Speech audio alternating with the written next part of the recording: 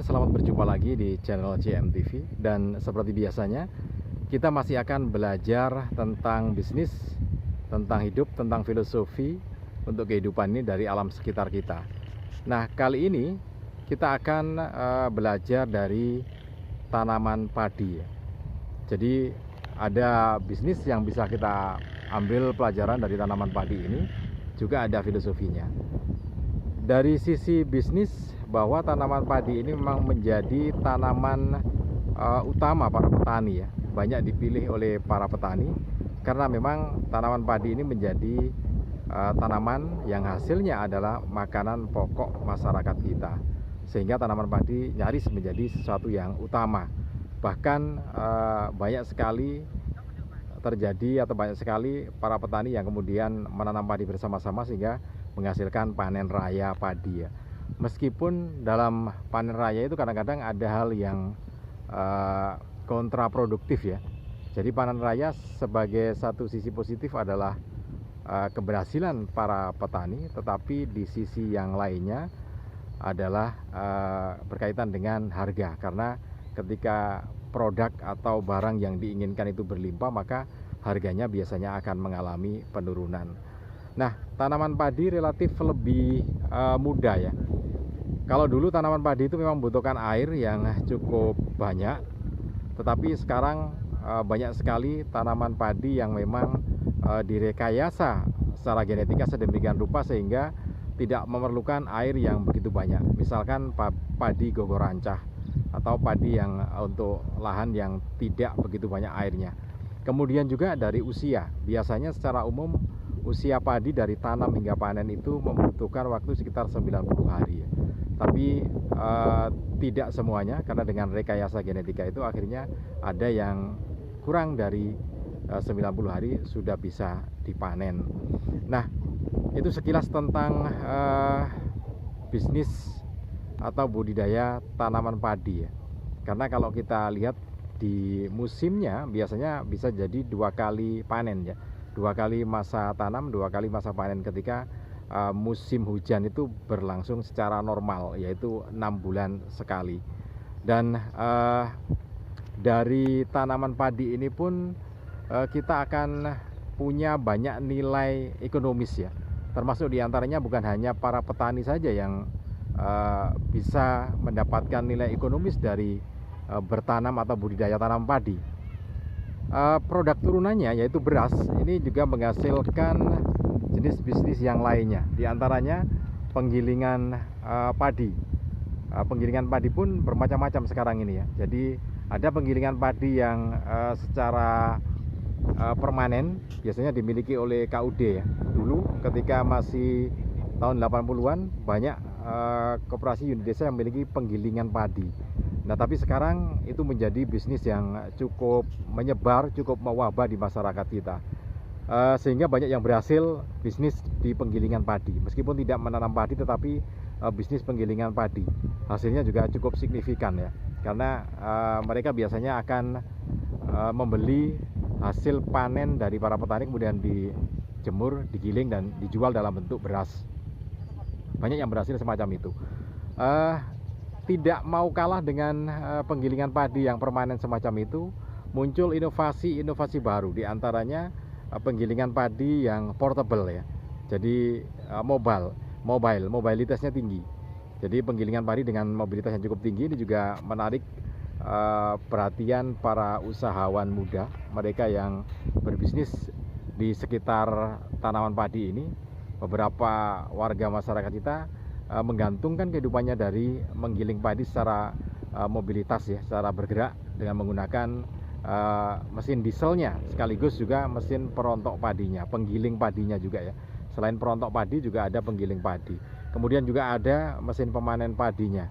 Nah, bisnisnya begitu menggurita dari hasil tanaman padi ini.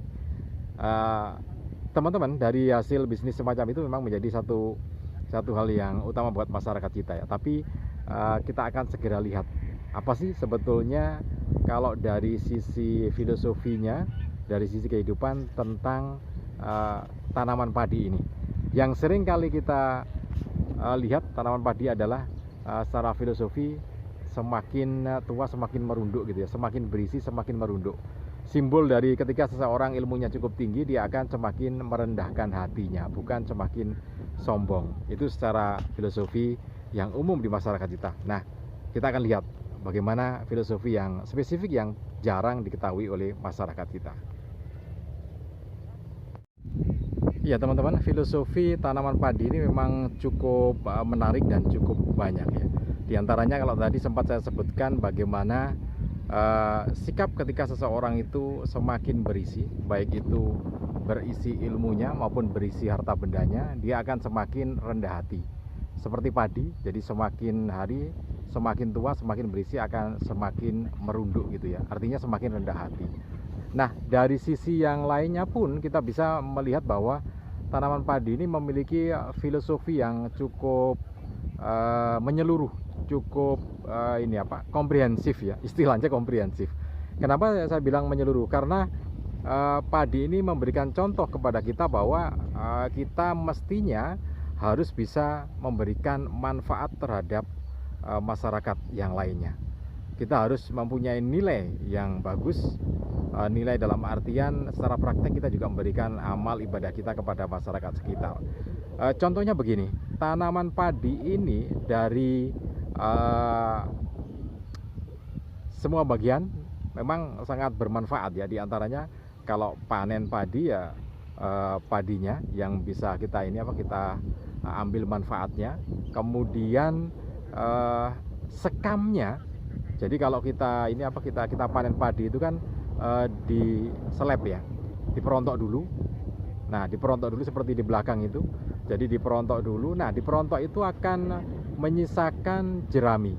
Jadi padi akan terpisah dengan jeraminya. Nah, jerami atau yang jerami bagian atas namanya merang. Nah, itu merang bisa dimanfaatkan sebagai sampo ya. Bisa dimanfaatkan sebagai sampo alami yang sampo herbal, dan itu memang hampir sama dengan minyak atau rumput orang aring ya. Jadi memberikan nilai atau memberikan manfaat terhadap pertumbuhan rambut yang cukup bagus. Itu dari sisi merangnya. Nah, setelah kemudian padi itu menjadi butiran padi, maka dijemur. Nah, begitu dijemur, kemudian proses berikutnya adalah digiling atau diseleb ya. Sehingga terpisah antara padinya sendiri itu, berasnya sendiri dengan kulit berasnya. Sehingga berasnya sudah bisa dimanfaatkan untuk dimasak. Kemudian kulit padinya sendiri terbagi menjadi dua, yaitu yang lembut menjadi begatul atau menjadi dedak, dan bisa dimanfaatkan sebagai pakan ternak. Pakan ternak bebek boleh, pakan ternak ayam juga boleh. Dibikin untuk membuat media jamur merang juga boleh. Nah, itu merang, jadi saya ingat jadi merang tadi ya. Kalau tadi sempat dimanfaatkan sebagai sampo alami, ternyata juga bisa dijadikan sebagai jamur merang. Dan jamur merang ini memang jamur yang sangat gurih dibandingkan dengan yang lainnya. Kenapa jamur merang sangat gurih? Ya karena terbuat dari bahan makanan, dari begatul, sehingga jamurnya pun bernilai cukup bagus isinya, dan rasanya memang gurih. Tidak seperti jamur kayu yang terbuat dari kayu, rasanya agak langu gitu ya, agak langu. Nah, itu bedanya jamur merang dengan jamur yang lainnya. Yang merangnya yang sangat berguna.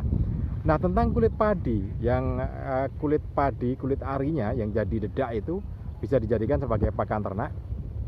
Nah, kulit luarnya yang keras itu masih bisa dimanfaatkan untuk beberapa keperluan. Di antaranya untuk jual beli es batu.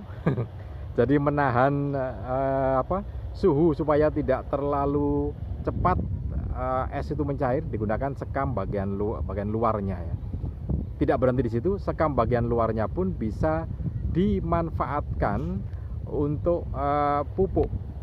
Jadi untuk media tanam bisa. Jadi prosesnya untuk media tanam karena mengandung zat yang bisa dimanfaatkan oleh tanaman, itu bisa langsung dipakai untuk media tanam bunga, kemudian juga sayur-sayuran untuk pembibitan awalnya. Nah, itu bisa dimanfaatkan. Kemudian yang berikutnya, sekam itu bisa dibakar.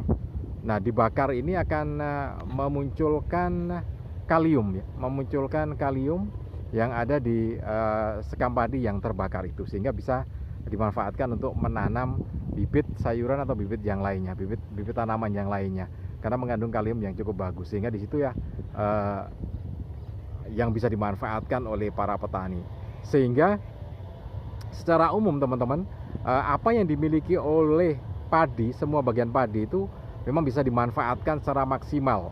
Nah, inilah yang mestinya jadi pelajaran buat kita semua, bahwa apa yang kita miliki harusnya bisa menjadi atau dimanfaatkan oleh masyarakat sekitar atau orang-orang dekat kita, orang yang kita sayangi secara maksimal.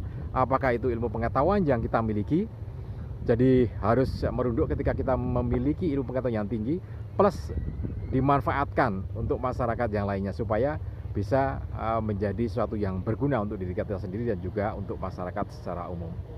Oke, demikian teman-teman untuk pelajaran hari ini dari lahan pertanian di Kota Malang. Semoga bermanfaat untuk kita semua. Salam dan sukses selalu untuk Anda.